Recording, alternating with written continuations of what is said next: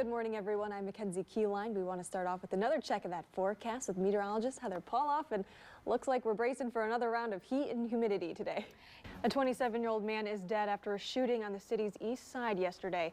Now the victim's family and friends are speaking out.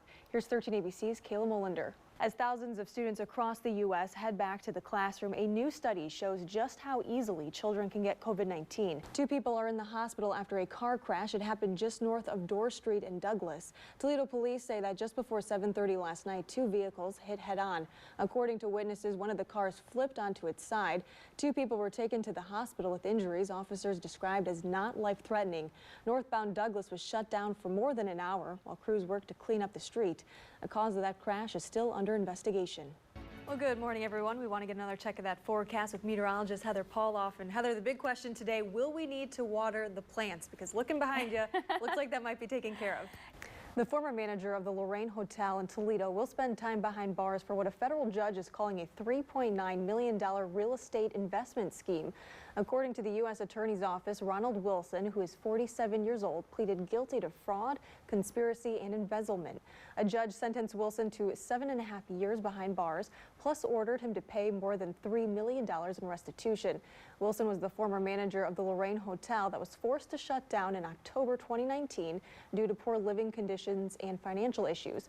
Wilson's wife, Sherry, was also sentenced to 3.5 years in prison for her involvement, and Murphy Feeney, an employee of Sierra Real Estate Services, which Wilson founded, was sentenced to 3 years probation.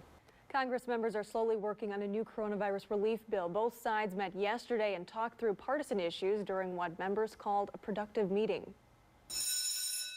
Well, summer is starting to come to an end, which means the start of school is fast approaching. As area districts struggle to get back to the classroom, one local school is facing some new challenges during the COVID pandemic. When it comes to school, the Toledo-Lucas County Health Department has a recommendation: no in-person classes until at least October 1st. However, some parents are calling for schools to stick with their original plans to start the year partially in person and partly at home. Time is now 7:24 on this Sunday morning. Here's a check of your Action News alerts. Now let's get a check of that Contrada Law time saver traffic with Eric. Good morning. Just clarifying, McKenzie, that Ross said it's the heat, not the humidity, right? I think it's both. Yeah, it's both. Okay. I feel it. What? Turning now to your crime and safety alert this morning. New information on a story we first told you about in July. A sergeant with the Lucas County Sheriff's Office has been fired after a review board found him guilty of violating several policies.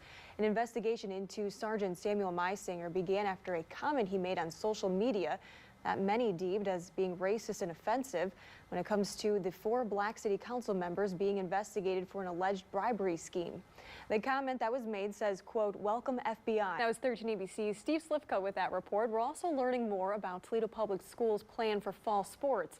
The district issuing an update saying that the season has not yet been canceled.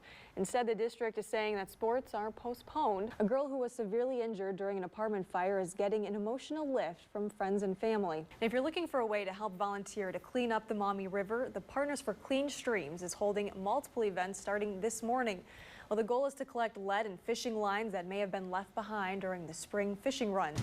In your healthy morning, well, there's nothing like a good house cleaning to set your mind at ease, right? Well, especially given the current pandemic. However, sometime all that cleaning can set off indoor allergies. Well, as students and teachers head back to school, new rules must be enforced, and one Alabama principal, well, he's taken it to the next level, writing a song to MC Hammer's "Can't Touch This." Check it out. Heather, have you ever had Wendy's breakfast? I'm curious. No way. No, me either. That sounds weird. I don't think of Wendy's when I think of breakfast. Yeah, I mean, I don't know. I might have to try it. Producer Kat says that it's good. She does? Yeah. All right. Well, hey, we're going to have to try it. Well, stay right there. We have another half-hour news straight ahead. Thanks so much for waking up with us.